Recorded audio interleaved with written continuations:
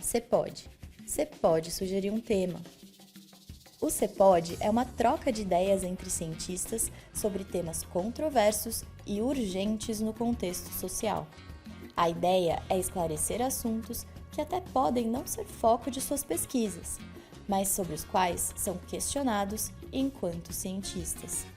Os debates acontecem uma vez ao mês entre alunos e professores de graduação e de pós-graduação do Centro de Estudos do Genoma Humano e Células-Tronco, na Universidade de São Paulo.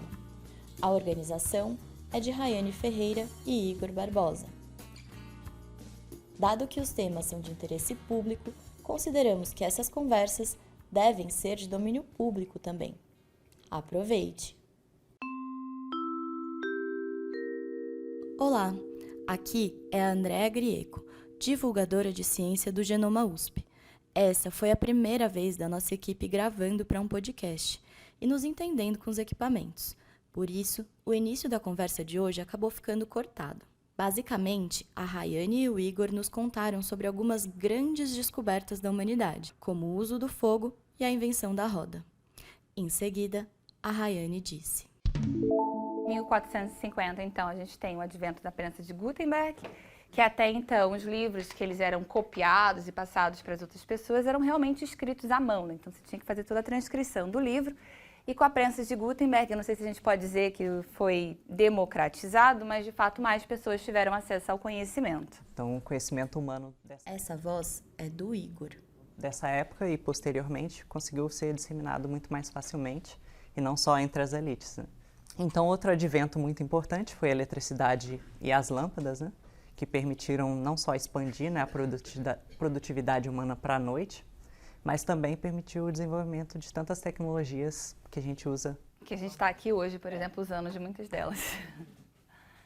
Já em 1875, né, o telefone, então nessa época ainda tinha essa questão da telefonista, você ligava, uma telefonista atendia, que passava a sua ligação para outra pessoa.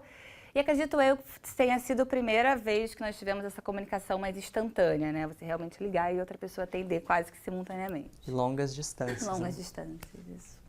Então, os computadores pessoais, não preciso nem mencionar quão importantes eles são para a gente hoje, mas lá nos anos 70 eles foram desenvolvidos e permitiram várias atividades, como escrita, cálculos, etc., que foram muito importantes. E 10 anos depois deles veio então a internet. Também não é necessário dizer o quão importante é e o quanto a gente usa hoje no nosso dia a dia, mas que foi responsável aí por essa conexão global, né?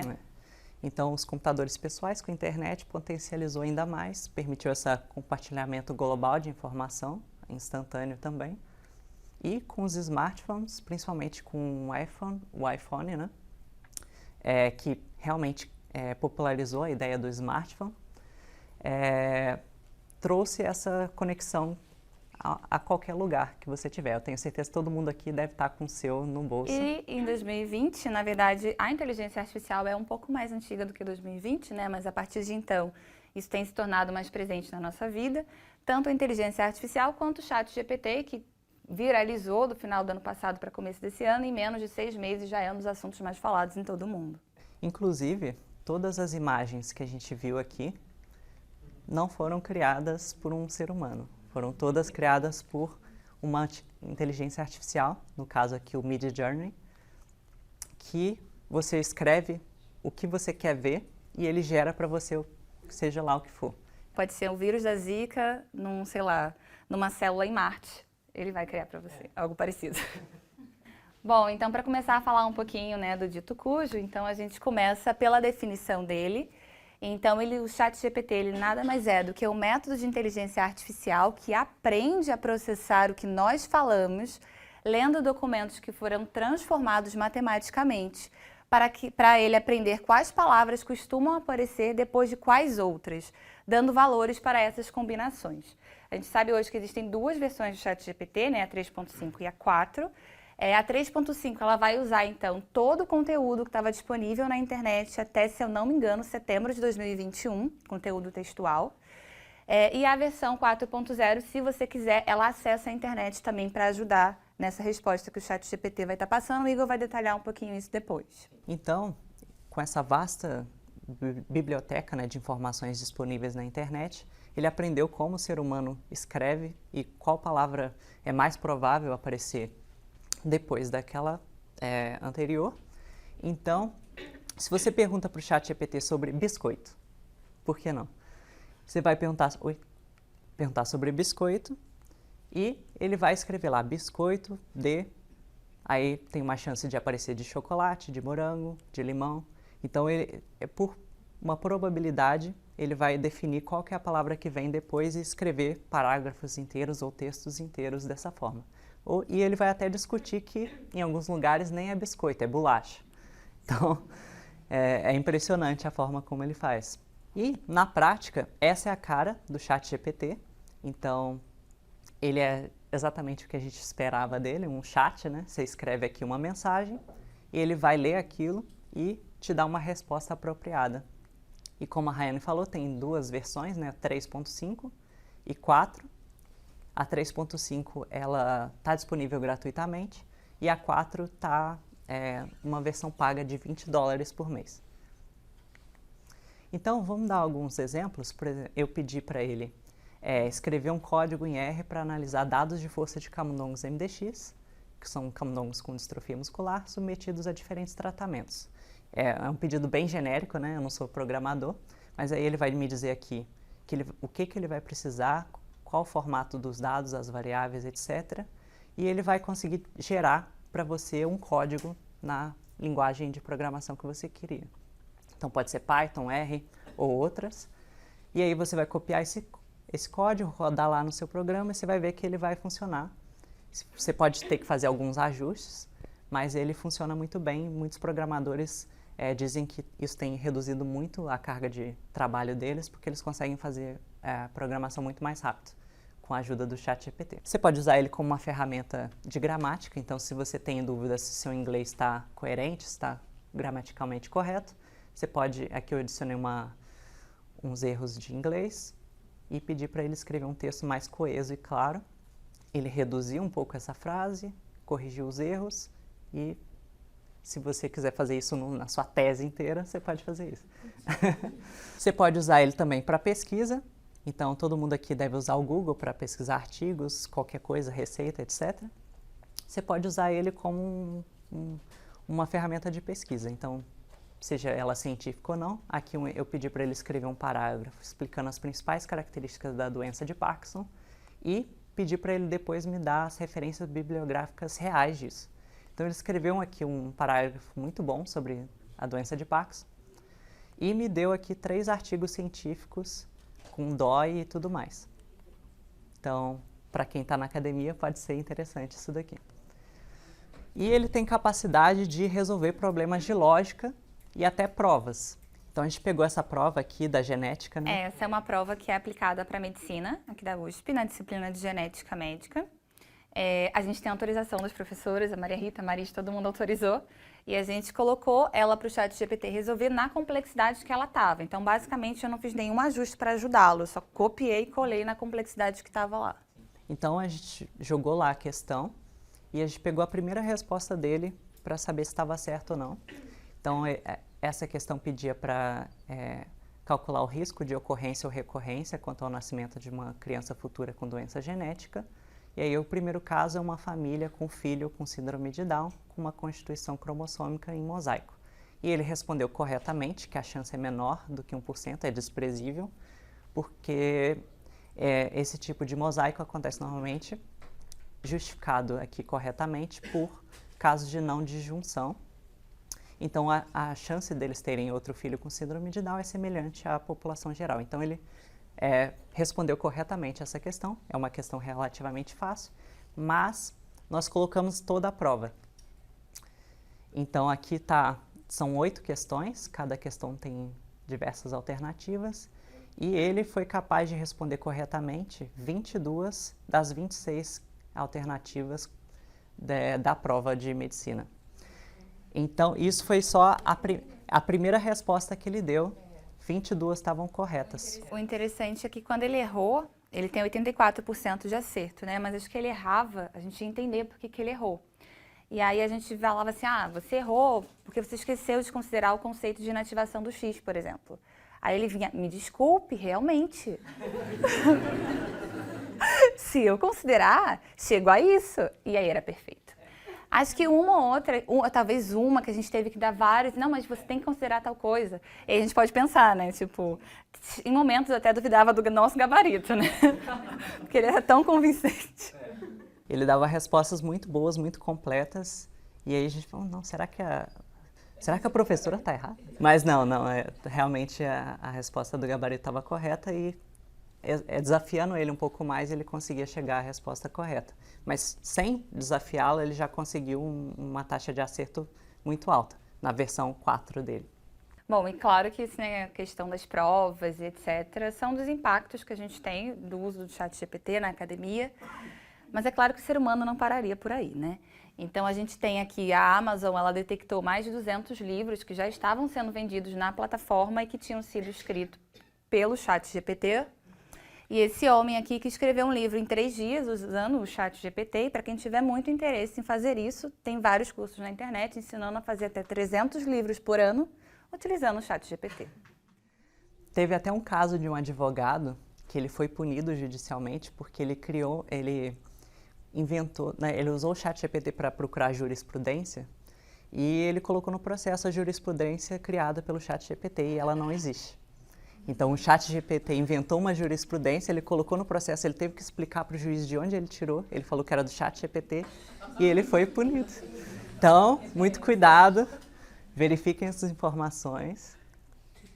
E esses são alguns dos problemas. Outro problema que o ChatGPT é que ele pode ser tendencioso, não só por conta desses dados que foram alimentados nele, quanto que as pessoas que alimentaram, elas escolheram quais seriam os dados que seriam alimentados na plataforma.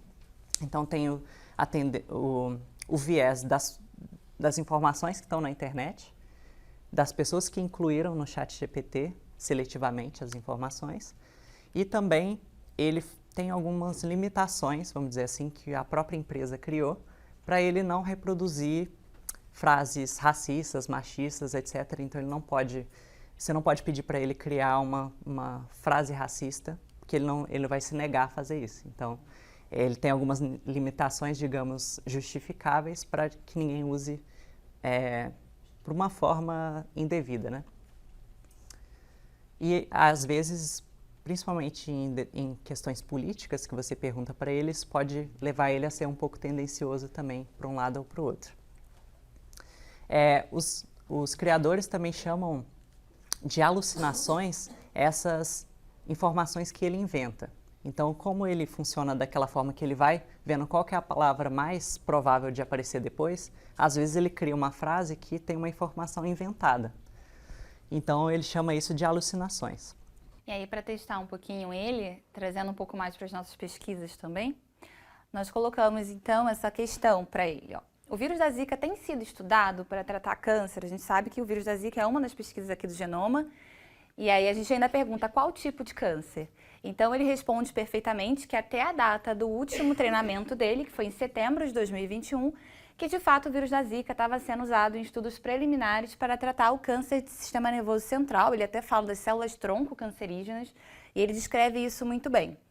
E aí a gente questiona, poxa, legal, mas me dá as referências dessas informações aí que você está passando? E aí ele dá 3 referências muito interessantes. A primeira delas é a referência do Zhu et al., que é um artigo de 2017, que na verdade é um dos principais artigos que sustentam essa hipótese de que o Zika de fato mata células de tumor do sistema nervoso central, então sensacional. O segundo artigo que ele dá é um artigo da Patrícia Garcês, que é uma das pioneiras nessa correlação de Zika com microcefalia. Então não é sobre tumor, mas faz sentido no que ele está falando. E, em terceiro lugar, ele dá esse paper, pode passar mais. Ele dá esse artigo aqui também extremamente interessante, que é um artigo que a Kaide e o Ernest publicaram juntos em 2018, né? Infecção dos Zika e microcefalia. Um pouco estranho esse artigo. Você conhece esse artigo, Maiana? Dos seus alunos?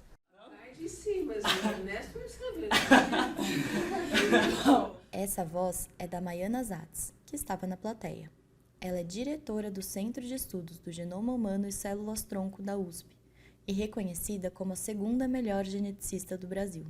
Caroline Caide e Ernesto Goulart desenvolveram pesquisas no centro. E aí a gente achou muito interessante, clicando no DOI que ele dá, vai para esse artigo que não tem nada a ver com a história que a gente está contando. E jogando o nome no PubMed do paper, ele de fato existe, é com esse título, mas ele é de duas pessoas que a gente não tem a menor ideia de quem sejam. Mas é interessante isso que a professora falou, porque ele realmente pegou um título que tem a ver com Zika, colocou um autor que trabalha com Zika e tumor, a Caide, o Ernesto também tem alguns trabalhos, então parece que ele meio que embaralhou as informações, né? Quem nunca se confundiu, né? Ele pegou o autor de um artigo, o título de outro, o DOI de outro artigo. Vocês perguntaram para ele se tem prêmio Nobel do Brasil? Porque alguém perguntou se que o Brasil tinha 3 prêmios Nobel. Nossa, vamos fazer essa pergunta. Vamos fazer essa pergunta. É que ele vai estar na banca, aqui na mesa. Quem perguntou sobre os prêmios Nobel foi a Maiana Zatz. Enquanto a conversa continuou, a equipe questionou o ChatGPT. Mais pra frente, a gente te conta a resposta. E além do ChatGPT, claro, hoje existem centenas, né, de inteligências artificiais. O Bard é uma inteligência artificial competidora, né, do ChatGPT do Google. Porém, muitos especialistas dizem que o Bard está muito atrás, né, do ChatGPT, e até por isso o Google perdeu mais de 60 bilhões de dólares em ações com o sucesso do ChatGPT, porque é uma ameaça direta, né, ao Google. E, como vocês viram anteriormente, existem ferramentas para criar imagens, como o Midjourney, e outras ferramentas como esse Synthesia, que você escreve o que você quer apresentar e ele gera uma pessoa artificial para falar aquilo muito realisticamente. E no idioma que você quiser, né? Então, tem de tudo hoje em dia com inteligência artificial. E essas são apenas 4 delas, né? Existem muitas. Eu acho que com isso dá um gancho para a gente compor a nossa mesa de debates. Então, acho que o Igor pode começar. Então, primeiramente, eu gostaria de chamar o pesquisador Helder Nakaya, do Hospital Albert Einstein, que vai servir como nosso especialista em bioinformática. E em segundo, a gente gostaria de chamar o João Cortese, que vai trazer aqui essa perspectiva bioética, que é um pesquisador aí nas ciências bioéticas, que foi meu professor na disciplina de bioética. E por último, mas não menos importante, nós vamos ter um convidado especial hoje, que é o próprio ChatGPT. Vai se defender aqui. Nesse momento, foi aberta a participação da plateia. Por isso, a partir de agora, você ouvirá algumas vozes diferentes. A primeira pergunta foi para o Helder. Você que está no Einstein, vocês já estão usando isso na área médica? Ótima pergunta. Na verdade, a gente já usava isso em 2020, antes de eu chegar no Einstein, que era o GPT. Então, o ChatGPT, na verdade, é a interface, né? O que está por trás é o GPT. E aí a gente usava isso para várias coisas. Uma delas era para organizar literatura. Então, lembra quando saiu a Monkeypox? Eu queria ler, por exemplo, sobre os artigos de Monkeypox. Só que só Monkeypox tinham 748 artigos para ler. Falei, não vou conseguir ler isso aí. Aí a gente pediu pro GPT, que não era o ChatGPT, organizar os 700 artigos em tópicos. Então a gente sabia exatamente quais que tinham a ver com gravidez, célula CD8, vacinas. E aí se você estar interessado em algum tema desse aí, você podia ler só aqueles artigos daqueles tópicos. E aí a gente também conseguia medir os experts que publicavam mais daquele tópico. Então servia bem também para com quem que eu devo falar para falar com expert em gravidez e monkeypox. Então a gente usava desse jeito. O outro jeito era para criar textos, artigos. Então a gente fez uma ferramenta chamada Curious, que você dá o abstract e a ferramenta criava um título pro artigo. Aí eu falei, mas como é que a gente testa isso se o título é bom? Antes do ChatGPT. Aí a gente criou um teste Turing, lembra do Turing que ele testa se você é capaz de reconhecer se é um ser humano ou se é uma máquina? Aí a gente pegou 1000 artigos da Nature da Science, pegou o título original do autor e colocou como se fosse um ser humano. E aí depois pegou os 1000 abstracts e pediu para a ferramenta criar títulos. Aí a gente interrogou as pessoas num site para dizer se aquele título era humano ou máquina. Fizemos isso 10.000 vezes. E o que ficou claro é que na versão 3, o título, as pessoas não conseguiam distinguir se era um ser humano ou uma máquina. Então, você já conseguiu usar aquele modelo para criar um título do mesmo nível da Nature da Science indistinguível de uma máquina. Então era realmente promissor. Então quando surgiu o ChatGPT, eu mergulhei de cabeça. Porque... Vocês já fizeram algum teste para ver? Porque na internet tem um monte de bobagem, né? Ele consegue selecionar, por exemplo, se você der um tema, o que é bobagem, o que é cientificamente aceito, ele consegue? E aí? Vocês já fizeram esse teste? Bom, O que é fake news, talvez? O que é fake, ou mesmo em relação a alguma doença, alguma coisa onde se sai muita... Por exemplo, café. Se café é bom, se café é... Sabe, coisas desse estilo. então, eu acho que não dá pra fazer isso, porque ele foi treinado com o que está na internet. Então imaginem, pessoal, todo ano 1,5 milhão de artigos são publicados por ano só no PubMed. E aí se você colocar esses 1,5 milhão por ano para treinar uma linguagem dessa, vocês acham que esses 1,5 milhão são artigos bons? Talvez a maioria seja, na verdade, pesquisa ruim, né? Então se você é uma máquina que está tratando da mesma qualidade aquele texto, teoricamente é mais provável que você fale que aquele negócio é correto quando na verdade não é uma boa qualidade do que ser. Então eu acho que não serviria para isso. A gente usa, por exemplo, para a parte da ciência, uma das coisas foi a gente analisa genes. Então a gente tinha lá as pessoas que morriam de febre amarela e tinha 300 genes que estavam associados com a morte. E eu sabia que as pessoas que morriam de febre amarela tinham a ver com neutrófilos imaturos. E aí como é que eu, cientista, iria conectar os 300 genes com os neutrófilos imaturos? Vocês iriam fazer o quê? Pegar o nome do gene, botar no PubMed, escrever neutrófilo imaturo, ler os artigos, ver se tinha a ver, passava para o próximo. Imagina você fazer isso 300 vezes.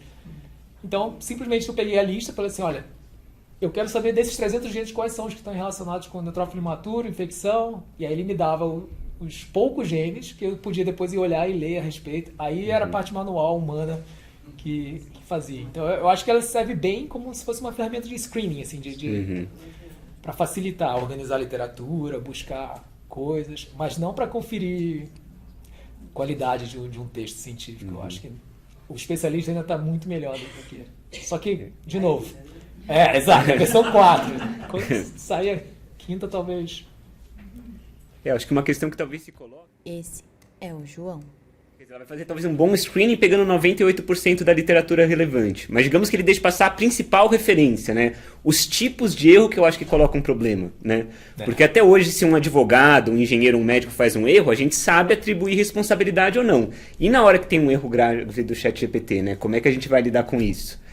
Então teve um editorial da Nature esse ano, não sei se todo mundo viu, dizendo que o ChatGPT não poderia ser autor porque ele não pode ser responsabilizado, né? Voltando aqui ao título da mesa, né? Eu acho que é uma das questões. Ele vai muito bem, mas não tem esse todo, né? Acho que ele não é exaustivo, não consegue dar um equilíbrio, né? Não sei como é que você vê, Helder, como é que todo mundo vê isso, né? Não, eu vejo assim mesmo. Quando eu pedi para escrever um poema, que nem o Carlos Drummond de Andrade, eu achei maravilhoso. Mas depois eu mandei lá para meus amigos que entendem literatura, falando, cara, isso é uma coisa básica, rasa, de quinta série. E de fato era. Então, ou seja, ChatGPT, se você não é especialista, ele impressiona. Se você é um especialista no assunto, está muito aquém do especialista ainda, né? Então, eu acho que ele não... E uma coisa que as pessoas usam errado também é o prompt, né? Então você faz uma pergunta só e tem essa resposta, e aí usa essa resposta. Claro. Não é mais o jeito correto, adequado de se usar. Então existe a chain of thoughts. Então são cadeias de pensamentos. É você dialogando com o ChatGPT, claro, ele buscando na internet, até você refinar uma resposta boa. E aí agora já existe tree of chain of thoughts. Então é uma árvore de decisão que você dá a pergunta 10 vezes, aí você vai ter 10 respostas, aí você pega a melhor resposta e faz outras, e aí você vai seguindo até você chegar numa resposta boa. Então, dá para você ficar bom usar isso de uma forma boa, se você usar dessa forma, né? Não uma forma de uma pergunta, uma resposta e tá bom. Claro. Mas, quanto à parte ética, eu concordo, 100%. Assim, mas eu tenho certeza de que as pessoas já estão usando para escrever artigos e não colocando o nome. E eu peguei, por exemplo, um artigo da Nature Immunology, que eu sou coautor, e pedi para ele reescrever um parágrafo da discussão. E eu peguei porque quando eu escrevi um artigo inteiro da Nature Immunology, o meu chefe corrigiu quase todo o meu texto. Eu falei, porra, achei que o meu texto era bom. Aí o chefe do meu chefe corrigiu quase todo o texto dele. Aí depois a gente mandou isso para um americano da universidade lá, que era só dedicado a escrever texto. Ele corrigiu todo o texto do chefe do meu chefe. Aí foi pra Native, a Native foi lá, o editor corrigiu todo o texto do negócio. Eu falei, caralho, então o texto que tá na Native Knowledge é perfeito, não tem como... Aí eu pedi pro ChatGPT reescrever uma discussão lá, ficou melhor do que... Olha só. Juro, pessoal. Tirou voz passiva, aumentou a readability, o negócio foi impressionante. Então, eu duvido que as pessoas não vão usar uma coisa dessa. Ele melhorou o formato, não o conteúdo. Não, exatamente. Ele pegou, Escrita, né? ele faz o proofread, ele rearranja o texto de uma forma mais clara, tira sentenças longas, tira a voz passiva. Então, se você pegar o guideline do Walters, que todo jornal tem, e fala assim, ChatGPT, leve isso em consideração e agora pega esse texto aqui, traduz para inglês e transforma e usa essas regras para escrever o texto. Fica lindo. Então, ele talvez não escreva do zero, mas melhorar o seu inglês, eu tenho certeza Claro. que vai fazer, eu tenho certeza que as pessoas estão usando. Agora, o quanto que isso é ético, Com certeza. você... Porque é a mesma coisa do corretor do Word, né? Então, você pode usar o corretor do Word para... Então, qual lugar para ele, né? Porque as pessoas estão usando. Teve alguém que fez uma analogia, não sei se vocês viram, falou, se a gente usa o Excel para fazer conta, o ChatGPT não é natural para escrever, mas será que é exatamente a mesma coisa, né? Ou se ele está inserindo algo a mais, né? Mas eu acho que também isso vem de um princípio que as pessoas acham que o GPT pensa. Sim, As pessoas têm muito isso. Tanto que debater se ele é uma autoria vem desse pensamento. Claro. Tipo, não, mas o cara tá pensando também. claro. Tipo, ele não tá pensando. Uma tendência de antropomorfização, né? Não é à toa que a Exatamente. robosofia, né? A gente tenta fazer robôs com cara de humano, né? Pensando nisso aí também. É. Imagina se o robô tá tentando... Imagina uma sala cheia de robô falando do ser humano. Mas ser humano tem sentimento? Eles choram vendo This Is Us? Será que realmente... Por quê? Porque pra gente, robô é uma máquina que tá transformando tudo em números e tá cuspindo o resultado, não é? Pro robô, o que o robô pode ver um ser humano? Ele não sabe como você pensa, como você sente. Ele pode falar assim, ó, você tá transformando ondas físicas em sinais eletroquímicos, bioquímicos que estão te dando lágrima nos olhos, mas na verdade, como é que você prova que alguém está sentindo ou pensando, entendeu? Então, ou seja, se você for reduzir o processo mesmo, a máquina ou o ser humano, é transformar uma coisa física numa coisa ou bioquímica ou digital. Sim. Então, esse argumento do black box, que a gente também não sabe como é que Isso, funciona, isso. ou se a máquina sente ou não, eu acho que nem é... Deve ser muito difícil para filósofos pensarem... Abriu aí uma caixa de Pandora, né? A parte do que a gente chama de filosofia da mente, porque vem que a quem cabe o ônus da prova. Porque todo mundo diz, mas o ChatGPT não tem criatividade, ou não tem consciência. Aí quem é uma postura mais reducionista vai falar, bom, mas o ser humano tem algo a mais do que o determinismo no cérebro, né? Então é uma questão fundamental mesmo sobre o que é inteligência, né? Que acaba sendo aberta. E eu confesso que eu estou extremamente assustado e empolgado ao mesmo tempo, então Vocês lembram quando vocês conversam no barco assim, você lembra como é que era de dirigir sem GPS? Ou quando tinha que lembrar o número do telefone eu sabia o número de telefone de pizzaria, agora eu não sei mais nem da minha esposa. E aí a gente falava, nossa, e eu tenho certeza, pessoal, que daqui a 3, 4 anos a gente vai falar, nossa, lembra quando a gente debatia ChatGPT? Ou seja, as coisas vão mudar tão rápido, tão abruptamente, que daqui a 4 anos já vai ser totalmente diferente. E eu fico com medo como é que a universidade, que é uma coisa que é difícil de mudar, lenta, vai se adaptar.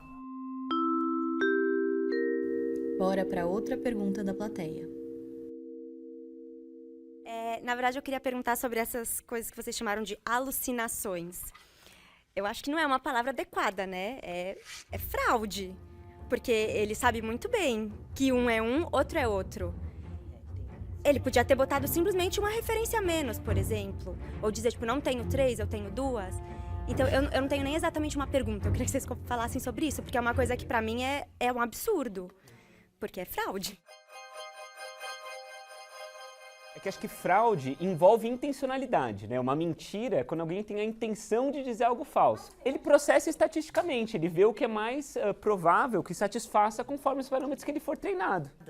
A gente não sabe se ele tem ou não tem intenção, porque eu não sei se ele tem caráter, sei lá.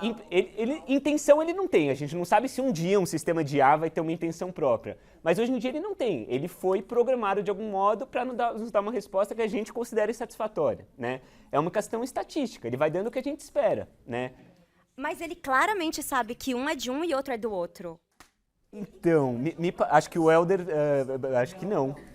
Então, o ChatGPT, Acho pelo que menos não. no começo, ele não era uma ferramenta factual, Ah, era uma né? ferramenta probabilística. Obviamente, se o fato for uma coisa simples, que 99% do treinamento dele tá correto, e aí a chance dele dar a resposta certa é 99%. O problema é que quando você faz uma pergunta que é complexa, geralmente o próprio treinamento já foi complexo, porque, por exemplo, se você pergunta qual o sentido da vida, você tem lá 500 mil versões no texto que está sendo colocado para treinar a máquina, ele não tem uma resposta correta. Eu acho que em vez de alucinação tinha que ser arrogância, porque o problema, na verdade, o problema é ele falar de uma forma como se aquilo fosse verdade. Em vez de ele falar assim, olha, isso aqui a minha probabilidade está ainda baixa, mas eu acho que é isso. Não poderia ter uma linha de comando, quando você não souber, você engane as pessoas? Isso é possível? Então, a criação do programa, você dá um monte de frases, né? A questão é que como esse é um modelo de linguagem larga, você consegue fazer ele ter um contexto de 32 mil tokens, que é 20 e poucas mil palavras, né? Para você aprender a posição delas, o contexto, a atenção de qual região dessa frase é importante. O jeito que eles estão fazendo agora para melhorar, por exemplo, os próximos modelos, tem um modelo chamado Orca, que é open source, na verdade. Ele foi treinado com muito menos parâmetros, em vez de 100 trilhões, você usa muito menos, que você consegue rodar quase num computador pessoal. E ele foi treinado justamente usando o ChatGPT como treinamento. Então você usa o ChatGPT como tutor e você precisa de menos agora informações, porque agora a qualidade das respostas foi melhor. Entendeu? Então tudo depende do treinamento. Se você faz um treinamento com Wikipedia, coisas factuais, a chance de você ter uma probabilidade boa é melhor. Se você colocar um monte de lixo lá, vai ter isso. Então, mas eu acho que para o modelo, para a interface do chat, é difícil, eu acho, ele julgar se está alucinando ou não, né? Poderia talvez ter um fator, abaixo de tal probabilidade, Exato, responda não sei, né? sim, Você coloca um gatilho ali que ninguém mas é porque a age. probabilidade dele, como eu falei, é por palavra. Então é difícil ele montar e ele teria que ir te dando a probabilidade para cada uma das próximas palavras que ele vai colocar. Teria que criar uma métrica global, né? Teria que ser... Eu queria saber quem treina o ChatGPT. Quem treina a empresa? Tipo, como acontece esse treinamento que você está falando? Porque me parece que ele é crucial para essas saídas que ele vai entregar, né? A maioria dessas empresas, elas não revelam quais são as coisas de treinamento. Existem já grandes textos de treinamento, como Wikipedia, GitHub, coisas que teoricamente não permitiram que eles fizessem, mas como eles são open source, você pode escrever um robozinho que baixa tudo. Eles compraram um monte de livros, de livros. Midjourney, por exemplo, usou um monte de imagens que não era para usar, que eram dos stock images, e usou no treinamento. Então tem essa controvérsia de que você não sabe o que está sendo usado para treinar. Então por isso que eu acho que no futuro não, agora o que já está acontecendo é que vazou, por exemplo, o ChatGPT do Facebook. E aí a comunidade começou a trabalhar em cima desse modelo aberto. E aí o que acontece é que agora você consegue ter um modelo desse do ChatGPT muito menor, que você consiga colocar num laptop praticamente, e aí você consegue treinar com o que você quiser. Eu quero pegar só a literatura brasileira e fazer um modelo de linguagem para português, para literatura. Então você consegue ir melhorando, customizando o seu treinamento, entendeu? Mas aí você também... Você não joga fora todo o treinamento que já foi feito antes. Então, você está falando que pessoas como eu podem treinar o ChatGPT, um ChatGPT pessoal. É isso que o Einstein estava fazendo, que eu estava tentando dizer, assim, que a gente não estava interessado em colocar qualquer informação lá. A gente queria testar coisas com textos médicos, textos de literatura, porque é isso que a gente acredita que era importante, né, para obter. E eu acho que é isso que vai acontecer agora. Então, a Universidade de São Paulo talvez tenha que seja voltado para as coisas que a Universidade de São Paulo gera, tem coisas que dá para fazer. Eu acho que nessa tentativa de especificar cada vez mais tem o BioGPT, né? Acho que eu estava conversando agora, que é o específico para nossa área, né? Para bioassuntos. E aí já é uma tentativa de... Não, só acho que a importância de saber como está sendo treinado é não evitar, mas pelo menos controlar o viés, né? Acho que vocês falaram de tendências, uma das principais questões na ética da IA é o viés envolvido, que pode estar tanto no design do algoritmo quanto na base de dados usada. Então, você não sabe com que corpos aquilo foi treinado, pode ter vieses escondidos, né? Então, não que seja um problema inédito da IA. Tem problemas inéditos, que nem o black box, talvez em alguma medida, né? Mas tem problemas que são potencializados pela IA. E a questão do viés com os dados pode estar aí, né? Eu queria fazer uma pergunta mais relacionada à ética para o João. Qual que você acha que, para o usuário, né, o que é a resposta mais ética para a pessoa que está usando o ChatGPT para produzir cientificamente? Você acha que é necessário ela revelar que ela usou ou é uma ferramenta como o Google? Ninguém vai falar, eu usei o Google, né? Interessante. Bom, primeira coisa, eu concordo com o Helder que está aqui, não dá para fechar a caixa de Pandora, né? Eu entrei um pouco nesse debate, o professor Fábio Cosman da Poli fez uma palestra no IA em 2017, chamava assim, A Inevitável Vitória da Inteligência Artificial. Aí eu pensei, deve ser uma alucinação, uma arrogância e tal. E fui na palestra e vi, não tem jeito, né? Quer dizer, é o que está vindo e a gente tem que dialogar. Então a ética para falar assim, como lidar e não para colocar restrições absolutas, porque não tem jeito, né? Isso dito, eu acho que, claro, deve ser declarado o uso, né? Eu não acho, quem falou o Excel dá para fazer conta, assim como o ChatGPT está prescrita, eu acho que é uma analogia imperfeita, né? Tanto que o editorial da Nature diz o ChatGPT não pode ser autor, porque não pode ser atribuída a responsabilidade, mas eles sugerem que se coloque até em agradecimentos ou em métodos, né? Eu acho que em métodos é interessante, porque assim, tá fazendo um pouco mais, quer dizer, depende, se você usou o ChatGPT 3.5 ou 4, é diferente. É a mesma coisa do que você processar num software ou outro de processamento de dados e você vai colocar isso nos métodos, né? Então acho que a transparência da parte do usuário, mesmo que o black box esteja implícito ali, é fundamental. Senão a gente não vai ter uma ciência reprodutível. Já está difícil de reproduzir, né? Mas eu acho que vai piorar ainda mais. Deixa eu fazer então um uso ético, assim. Charles Rice foi prêmio Nobel por causa do vírus da hepatite C. Ele tem dezenas de artigos publicados sobre hepatite C. Eu peguei lá os artigos dele, a introdução dos parágrafos dele. Vocês concordam que... Como é que vocês escreveram um artigo sobre hepatite C? Hepatite C é uma doença crônica, não sei quantas vezes ele teve que reescrever as frases nos artigos de introdução deles, porque ele não pode se plagiar, ele não pode pegar uma frase que está perfeita do artigo da Nature, ele tem que recriar um negócio desse. Aí ele tem que gastar semanas pensando num outro jeito de escrever a mesma coisa. Claro. E aí vem a parte ética. É antiético. Autoplágio, mas também, para que você precisa gastar tempo? Mas eu acho que é interessante porque volta a questão, o que é a autoria de um artigo, né? Na verdade, assim, em ciências naturais, a coisa mais comum é o chefe de um laboratório coautorar. Em ciências humanas, o orientador geralmente não coautora artigos. Então, assim, você vai pegar um professor da FEFELET, às vezes ele tem dezenas de artigos na carreira, alguém das ciências naturais, centenas, né? Então, tem uma diferença entre comunidades do que significa autoria, qual tipo de contribuição, né? Acho que bons journals têm adicionado espaço para cada um declarar o que fez especificamente no artigo e não aquele simples todo mundo contribuiu de modo igual, né? Só que a gente não tem ainda um peso, né? Uma ponderação, esse autor vale 0,8, outro 0,2, né? Isso não existe, né? E tem implicações de carreira que todo mundo sabe a importância, né? Eu acho que eu tenho uma pergunta meio que nessa linha, assim, aproveitar a presença de um monte de professor aqui e de um monte de alunos de graduação que eu estou vendo. Eu fico pensando nessa forma avaliativa que a gente tem, ainda, na minha visão, muito arcaica, mas que eu acho que é disseminada de uma forma como se fosse um modelo ouro de avaliação, né? Que é dar uma prova, uma questão de texto, ou até a pós-graduação, com dissertação, com tese, 500 páginas escritas. E diante disso, a gente mostrou uma prova da medicina, por exemplo, vocês acabaram de falar, se colocar uma dissertação aí, ele reescreve perfeitamente.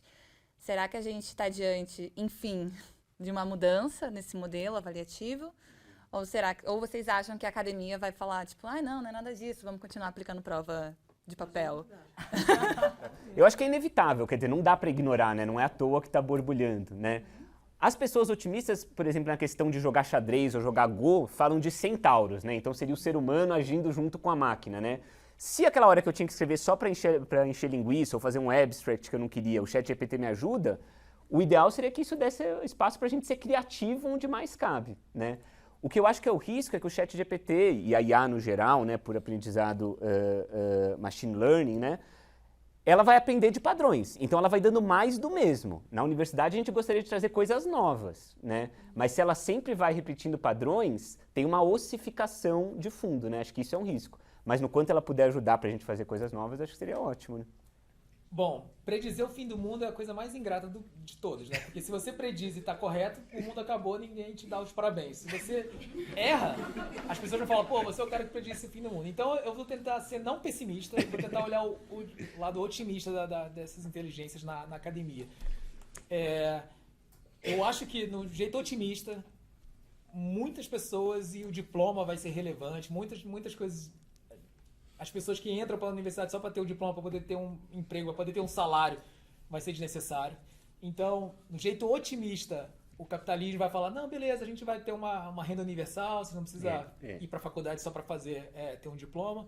E aí, nesse jeito otimista, que a gente não precisa ter 80 pessoas numa sala, talvez a gente tenha um jeito de avaliar e desenvolver as pessoas que realmente querem de outra forma. Mas enquanto a gente tem esse modelo massificado de um professor para 40 pessoas, é muito difícil você pensar em outros modos de avaliação, a não ser reprimir e tentar detectar, né?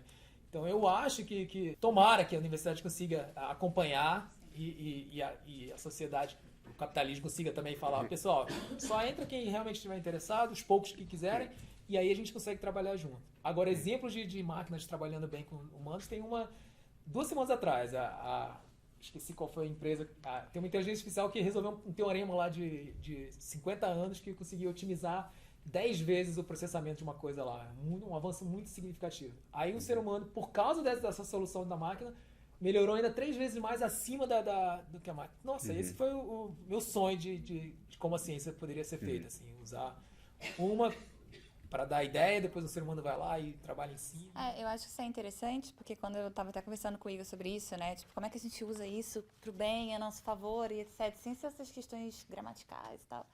E aí a gente trabalha com Zika aqui, né? E aí uma das coisas que a gente pode pensar é como montar um clinical trial. O que eu devo levar em consideração para avaliar o efeito do Zika, etc. Eu não vou ler todos os artigos disponíveis que levam em sistema imunológico, infecção viral e clinical trials. E aí eu vou lá e falo, olha, penso em montar um clinical trial, por exemplo, o que eu devo levar em consideração? Bom, ele lista as coisas mais principais que eu deveria pensar, que eu levaria talvez um doutorado inteiro para chegar àquela listinha que ele fez super rápido.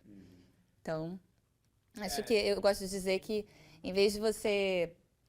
O ChatGPT na minha cabeça não é um HD que você comprou ali para pensar por você, não é para você terceirizar o pensamento, é meio que para você juntar com ele, não pensar junto. Eu fico preocupado com isso, não só porque eu tenho um filho de 2 anos, mas porque eu lembro quando eu era aluno de graduação, que eu tinha que ir lá na biblioteca, escolher o artigo na mão, xerocar e depois ficar lá trocando com um amigo, ó, devolve isso aqui, hein, marcado. E aí hoje você vê que quanto que a gente lê um artigo do início ao fim, né? E aí com essas máquinas, então a gente não vai ler os artigos, o artigo vai ser escrito por uma máquina, então o ser humano é um intermediário ali totalmente necessário, né? Porque você já não está lendo, a máquina já está sumindo tudo para você. E melhor, se ele aprende com o que está disponível na internet, se o que está disponível começa a ser ele escrevendo, ele vai aprender em looping. Então, aí como é que você treina então os cientistas, ou se vai ser necessário a gente ter a parte da linguagem? E a linguagem eu acho que é extremamente importante para a ciência. As pessoas falam, a ciência fala por si só, o que importa é a banda de PCR. Mas vocês concordam que as pessoas têm que confiar que você fez aquele experimento de forma correta e que aquela banda de PCR é verdadeira. Então, na verdade, é a pessoa que está fazendo a ciência que importa.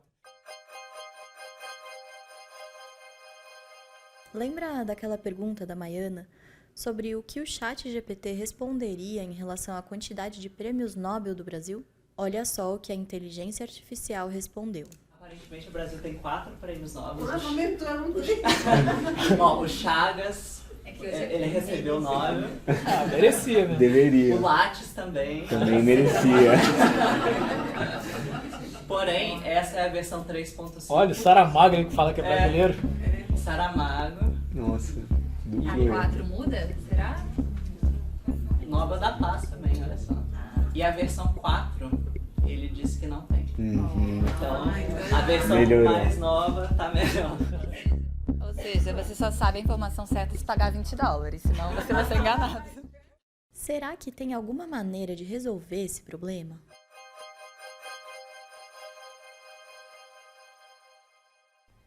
Eu acho que tem uma questão de se há que continuidade ou descontinuidade, ruptura, né? Então, na apresentação, vocês trouxeram, será que a eletricidade está para o século XIX, assim como o ChatGPT está para hoje, né?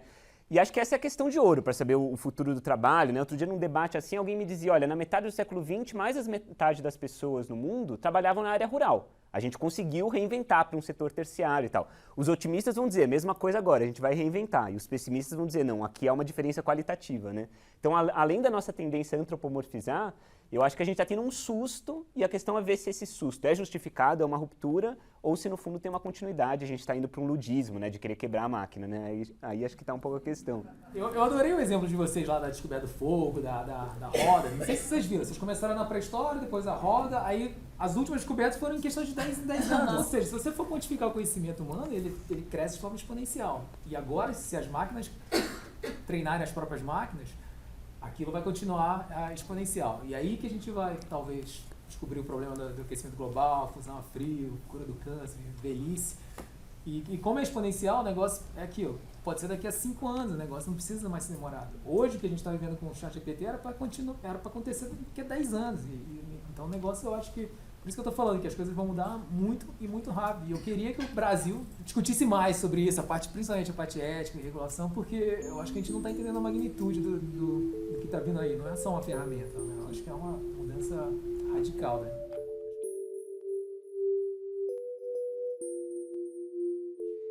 Eu acho que a gente pode prever que, voltando para a questão do efeito na academia, TCC, dissertação, tese, vai ser tudo escrita com auxílio do ChatGPT. Então, de certa forma, vai mascarar quem escreve bem, quem não escreve bem. Então, todo mundo vai escrever bem, porque vai usar o ChatGPT.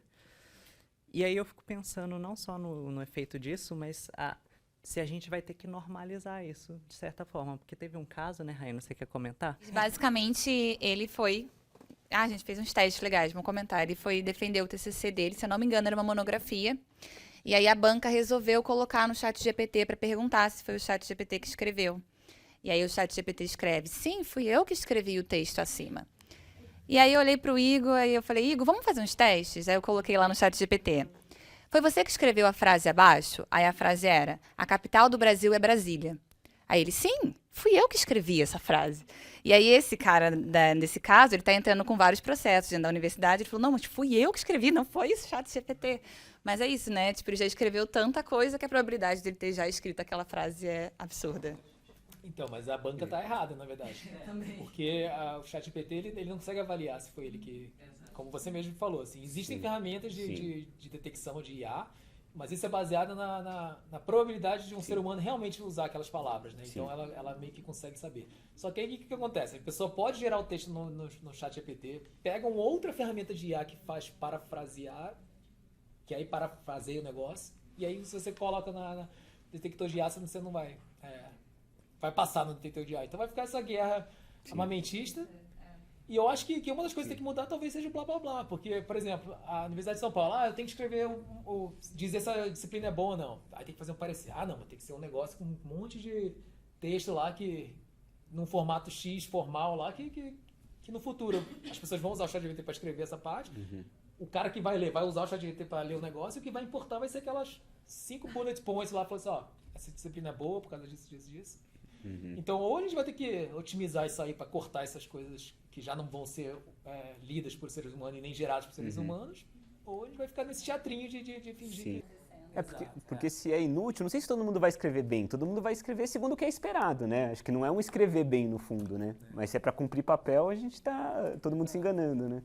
Em relação ao que o Igor levantou de uma tese, uma coisa é você escrever bem, outra coisa é a pergunta que você está fazendo, tá? E isso você que vai fazer, não é o ChatGPT. Então talvez a defesa seja menos chata, porque a pessoa vai falar, aqui a crase está errada, porque essa parte já não vai ser discutida, vai ser discutida a parte científica. Metodológica, né? Então, tem uma pergunta para o Helder, que é, você falou muito sobre treinar o ChatGPT para se perfeccionar, né? Mas você acha que no futuro, no presente, já estão também aparecendo profissões humanas para ensinar a outros humanos ao bom uso do ChatGPT para desenvolver protocolos, para desenvolver protocolos de bom uso ou de boa prática e tudo isso? Há um mercado emergente de profissionais humanos para treinar outros humanos para o melhor uso do ChatGPT? Eu sei que já está surgindo vários empregos que não existiam, né? Por exemplo, esse do engenheiro de prompts, a parte até de regulação de IA que as empresas estão contratando. Agora, influencer, por exemplo, se você for olhar TikTok, Instagram, essas coisas, tem gente que te ensina a você fazer 10 posts por dia usando o ChatGPT e Midjourney para fazer as imagens. Então, o meu medo é esse, que agora vai surgir um monte de influencers criados por ChatGPT, porque você fala assim, eu quero fazer um podcast sobre esse assunto. Aí ele te dá lá 10 podcasts diferentes, o texto que vai ser falado, aí você usa. Então, aí vai ficar aquilo lá. Nossa atenção já é limitada, a gente já tem que ficar decidindo o que a gente vai prestar atenção. Agora a gente vai ter que competir também com as coisas geradas por computador, entendeu? Que não tem nada humano. Então eu acho que tomara que a gente, por um lado, aumente o nosso senso crítico, comece a não questionar tudo, porque a gente agora está vendo que isso pode ser gerado artificialmente, e por outro, a gente comece a valorizar mais o que as máquinas ainda não fazem, que é justamente o que a gente está fazendo aqui, interação humana, conversar eu espero que a gente consiga voltar um pouco para o mundo antes dessas coisas. Mas respondendo essa pergunta, sim, existe um mercado já emergente disso, mas eu acho que a quantidade de empregos que vão desaparecer vai ser muito maior do que os poucos que vão surgir. Então esse papo de que a tecnologia faz surgir mais empregos não é muito otimista demais. Exato. Né? Uma pergunta para o João. Você falou de que é importante pensar a ética no uso do ChatGPT, mas entre vocês, os eticistas, não sei como se diz em português, entre vocês, os eticistas, vocês acham que vão utilizar o ChatGPT ou inteligência artificial para resolver problemas éticos? Ótima questão. Eu acho que tem uma diferença de cultura, né? Quer dizer, nas humanidades, a forma faz parte do conteúdo. Então, a pessoa escreve a dissertação 10, 15 vezes, porque o modo como está escrito vai trazer o argumento de um modo muito preciso. Então, acho que tem uma maior resistência ao uso disso, né? Tem pessoas trabalhando junto com neurociência, filosofia e neurociência. Eu acho que para algumas coisas pode ser interessante. Por exemplo, para gerar cenários alternativos, experimentos de pensamento, por exemplo, o ChatGPT pode trazer algo que a gente nunca teria pensado, né? Agora, eu volto na questão da responsabilização, né? Ser responsável quer dizer responder por algo. Hoje, se uma ponte cai, eu sei o que eu posso culpar ou não daquele engenheiro. Se alguém morre num hospital, talvez o médico não tenha feito nada errado. Eu sei quando culpá-lo por omissão ou não, eu tenho uma perícia possível. No caso do ChatGPT, ainda não tão claro, né? Então, eu acho que um eticista confiar cegamente no ChatGPT atropelaria isso, né? Mas que a gente tem que aprender a, talvez, como fazer um bom uso dele, eu acho que é um bom desafio, que eu acho que ainda está sendo pouco feito, né? Mas que eu acho que os eticistas podem conversar sem colocar toda a confiança. Perguntar para o ChatGPT o que é correto ou não, ele nem se propõe a isso, na verdade, né? Assim como ele não tem um rigor metodológico, ele não vai ter uma deontologia forte, né? Os carros autônomos trouxeram essa discussão alguns anos antes, né? Quer dizer, um carro tem que estar com que sistema ético por trás dele? E aí abriu outra caixa de Pandora, né? Será que tem que ser o que a maioria da população vota, o que está na nossa Constituição? No mundo plural, mesmo que você conseguisse inserir um sistema ético num sistema de IA, qual sistema ético deveria estar lá? Não é uma questão simples, né? A gente teria que deliberar sobre isso. Vocês já assistiram o filme Eu, Robô, ou leram um livro? Então, o Will Smith lá, o principal, ele tava bravo com a IA porque quando teve um acidente de carro lá e caiu na água, o robô decidiu salvar ele em vez de salvar a criança. Porque o robô viu que ele tinha 30% de chance mais de sobreviver do que a criança. E ele ficou puto, porque, tinha que ter salvado a criança, não eu. Então ele queria...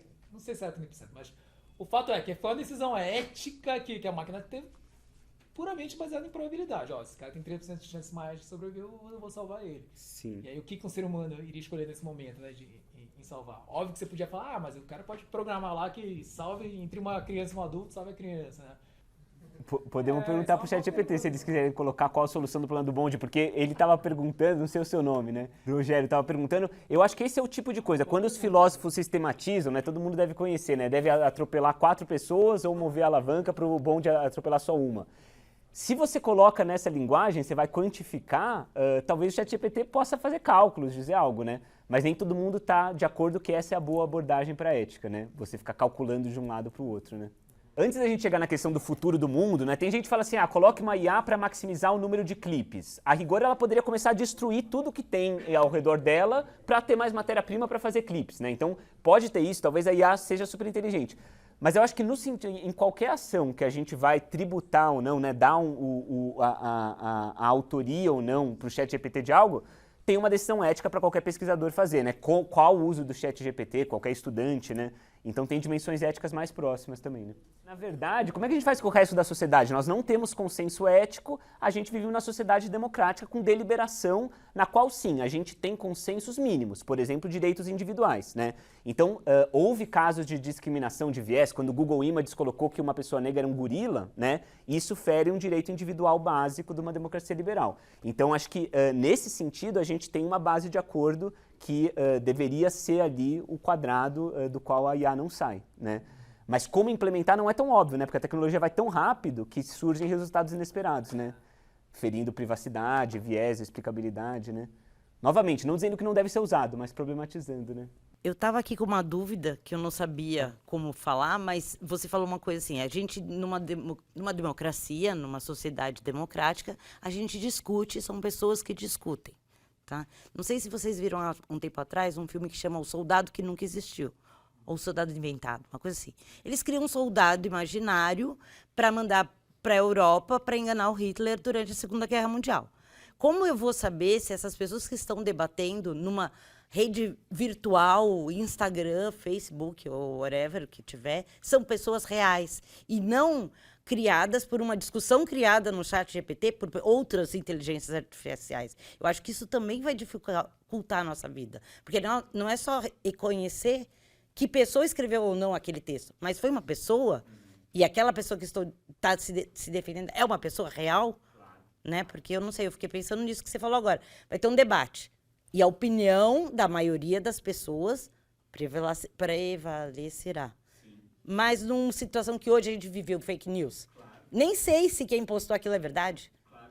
E antes a gente detectava porque não está escrito como uma máquina escreveria. Mas hoje ele pode escrever como uma pessoa escreve. Como é que a gente vai saber? Não, acho que os impactos políticos são enormes e por trás disso, quem vai ter mais bot ou quem vai conseguir treinar melhor os bots tem uma questão de recursos econômicos para conseguir treinar melhor ou pior, né? Assim como tem um impacto ambiental. Outro dia me falaram assim, questões ambientais na ética da IA. Eu falei que absurdo, né? Mas tudo que paira na nuvem está em um hardware em algum lugar, né? E você tem um custo enorme, inclusive por treinamento desses algoritmos, né? Então são uma série de implicações que vão ter e eu acho que na política com certeza. Se a gente vai movendo para o âmbito virtual o debate público, como contar que opinião que vale, né? Eu acho que a gente já está vendo os efeitos disso, mesmo sem ChatGPT, né? Já estava aparecendo. No final das contas, o ChatGPT é uma ferramenta poderosa para impulsionar os trabalhos científicos, combater a procrastinação e otimizar o nosso tempo. Mas é crucial ter discernimento e precaução, não aceitar as respostas dessa inteligência artificial sem conferi-las e questioná-las. O uso responsável do ChatGPT deve sempre enfatizar a veracidade e a confiabilidade das informações. O Centro de Estudos do Genoma Humano e Células-Tronco é uma instituição de pesquisa pública financiada pela FAPESP e pelo CNPq. Aqui, pesquisa e atendimento andam juntos. Se você conhece alguém que precisa de serviços de testes genéticos, aconselhamento genético, análise de laudos, ou mesmo pesquisadores que precisam fazer sequenciamento de nova geração, vale a pena falar com a gente.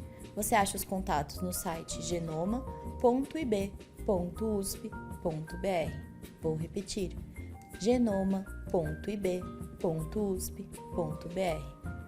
Vamos deixar também na descrição do episódio o telefone e o e-mail para contato. Você já conhece os canais do Genoma USP nas redes sociais? Vale a pena dar uma olhada. Temos vídeos no YouTube e sou suspeita para falar, mas também temos muito conteúdo interessante no Instagram. É só procurar por Genoma USP que você acha a gente. O podcast CEPOD é uma produção da difusão do Centro de Estudos do Genoma Humano e Células-Tronco, com coordenação de Eliana Dessen, roteiro de Andréa Grieco e Mirelle Soares e edição de áudio de Mirelle Soares. A organização e realização do encontro CEPOD é de Rayane Ferreira e Igor Barbosa. Nos vemos, ou melhor, nos ouvimos, no próximo CEPOD. Até lá!